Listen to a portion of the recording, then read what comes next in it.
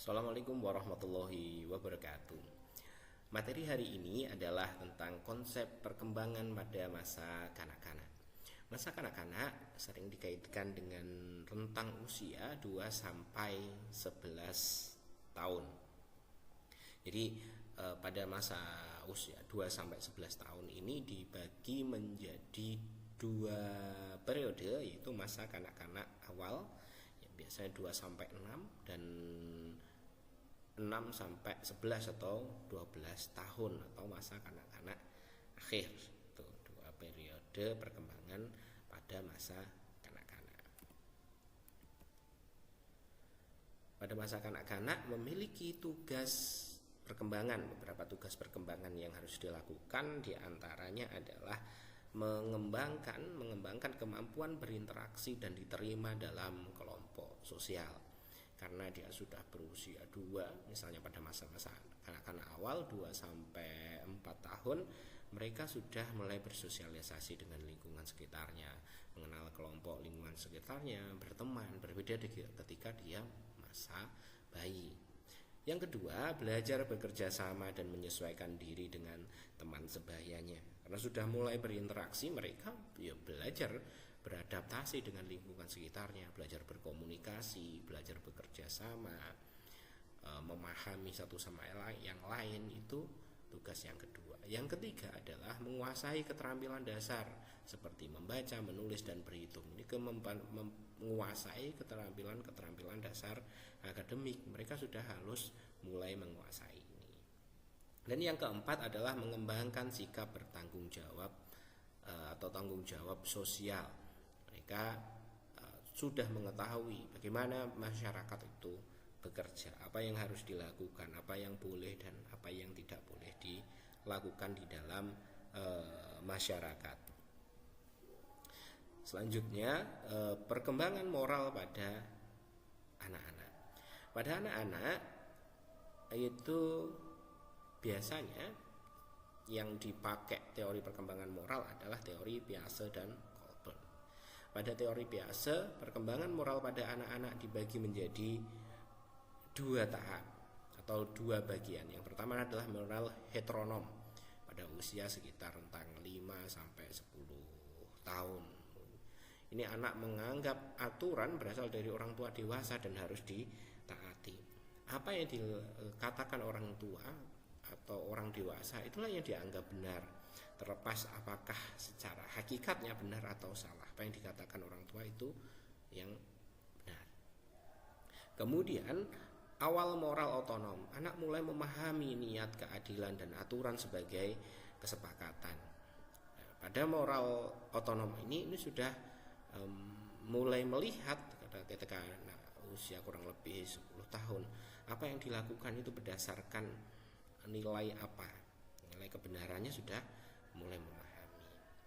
Kalau Colbert menyatakan sedikit berbeda, tetapi ya hampir sama. Yang tahap pertama hukuman dan kepatuhan. Anak itu menganggap sesuatu yang benar ketika mendapat reward.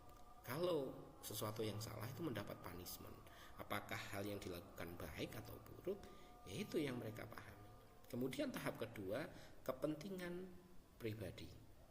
Anak-anak menilai baik jika menguntungkan bagi dirinya. Yang dianggap benar adalah yang menguntungkan bagi diri anak. Pada tahap ketiga, anak dianggap baik, diterima, dan dipuji orang lain. Bagaimana reaksi lingkungan sekitarnya mendapatkan pujian, dianggap baik, dianggap benar,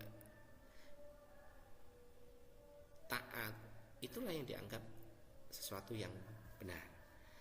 Kembali lagi, itu terlepas apakah sesuatu itu dianggap benar-benar hakikatnya benar atau salah, itu yang mereka pahami. Oleh karena itu perlu dipahami pada usia ini pembimbingan yang optimal pada anak-anak untuk mengarahkan mana perilaku yang tepat, penanaman nilai-nilai karakter, mana perilaku yang tepat dan tidak tepat harus benar-benar ditanamkan. Kemudian perkembangan kognitif pada anak.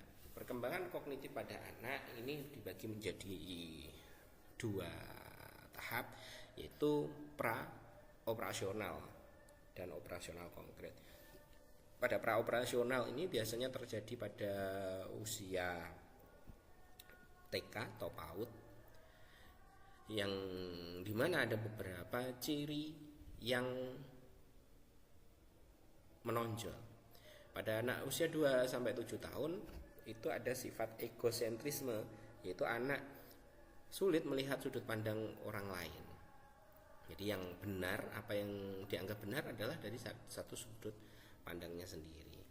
Yang kedua, animisme, menganggap benda mati memiliki perasaan atau kehidupan. Hanya punya teman boneka, diajak bicara, ya itu dianggap hidup boneka itu. Benda itu tidak ada nyawanya seperti manusia. Selanjutnya artifisialisme, yaitu anak menganggap gejala alam dibuat manusia atau makhluk tertentu. Semua gejala alam itu seperti diciptakan, dibuat oleh seseorang. Hujan ada yang menurunkan, kayak membawa ember, itu bayangan anak-anak. Centration, yaitu anak hanya fokus pada satu aspek yang tampak.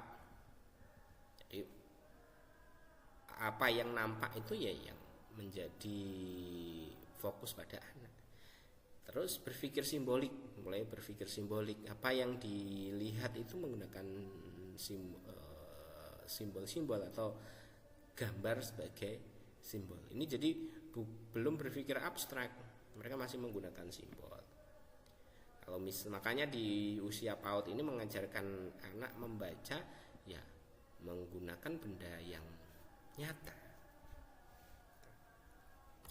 Kemudian pada operasional konkret, anak memahami jumlah volume, ini konservasi yang tetap ketika meskipun tampilannya berubah. Kemudian mampu memahami sesuatu tindakan yang dibalik, mampu mengklasifikasikan, mengurutkan benda-benda tertentu.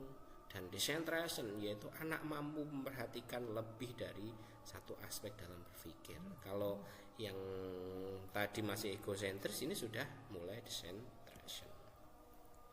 Dan yang terakhir adalah perkembangan psikososial. Ada 3 tahap perkembangan psikososial di sini: autonomi versus doubt, mandiri versus rasa malu. Di sini dikembangkan anak sudah mulai belajar mandiri. Respon lingkungan itu akan menjadikan anak pengalamannya dan nanti diinternalisasi ketika sudah dewasa. Kalau anak dibiarkan begitu saja atau diajarkan tentang kemandirian, diberikan kepercayaan, mereka akan menjadi anak yang mandiri ke depannya. Kemudian usia 3-6 tahun, inisiatif versus inisiatif dan rasa bersalah. Ini anak sudah mulai mencoba menggambar, merangkai, kemudian membantu mencuci piring. Apa yang dilakukan orang tua sudah berani mencoba, kemudian bertanya, melakukan kegiatan baru. Kalau ini kemudian dibatasi, nanti ke depan anak menjadi yang dikembangkan adalah rasa bersalahnya, tidak memiliki inisiatif. Kemudian industri versus inferiority. Anak mulai belajar, berusaha melakukan hal-hal secara mandiri. Berangkat sekolah misalnya, menyiapkan sesuatu dilakukan secara mandiri.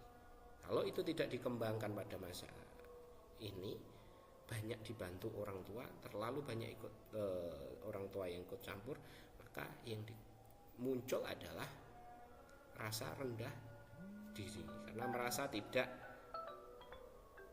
dipercaya. Sekian untuk penjelasan materi hari ini tentang perkembangan anak pada usia 2-11 tahun. Wassalamualaikum warahmatullahi wabarakatuh.